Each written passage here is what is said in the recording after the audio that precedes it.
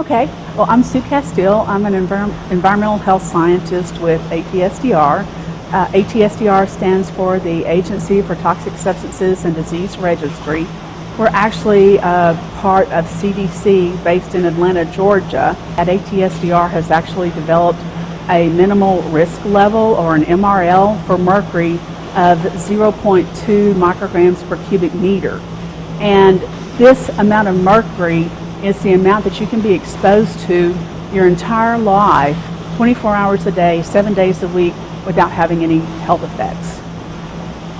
And if we see residences or buildings that have 10 micrograms per cubic meter or more of mercury, then we consider that it poses a health risk, and we recommend that people don't stay in the building or the residence until it can be cleaned up. And 10 micrograms is that limit then, where you try to remove people? Yes, at 10 micrograms per cubic meter, we do recommend that people not stay in the building. So the primary route of exposure that we're concerned about, and the one that causes the very serious health effects, is when you breathe in mercury vapors.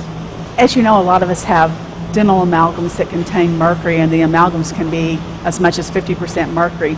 And research indicates that anywhere from 4 to 19 micrograms of mercury per day can leach out of your amalgams into your body. When people breathe in mercury vapors, we see much more serious health effects as people breathe in higher concentrations of mercury vapors. We start seeing health effects around 20 micrograms per cubic meter, but they're very subtle health effects and relatively minor health effects. If you're exposed to mercury chronically for a long period of time, then we start seeing much more serious health effects. These health effects would be primarily damage to the central nervous system. They would be characterized by tingling or tremors in your hands, tingling and shooting pains in your feet, fatigue, irritability, being very emotional, shyness, blushing, memory loss, anorexia. There are just a lot of really serious health problems associated with chronic exposure. The higher the concentration that you're exposed to, the more likely you are to have the more serious health effects. Well, we basically have three sensitive populations that we're concerned about being exposed to elemental mercury. One is elderly people, because they're more likely to have underlying kidney problems. Or groups of people who have respiratory problems, because exposure to elemental mercury vapors can cause respiratory and breathing problems.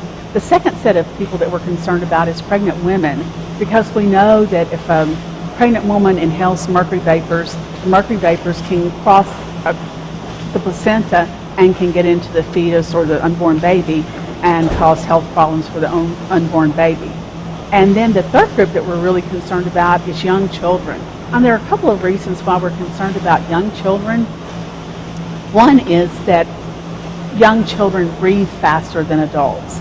So if they're in an environment where there's mercury vapor in the air, they're going to breathe in more than an adult would, because they're simply breathing faster. Another factor is that their brains are still developing, and we think because their brains are still developing, they're much more susceptible to the central nervous system damage that mercury can cause. Some people have underlying medical problems that impact their ability to excrete mercury from their bodies.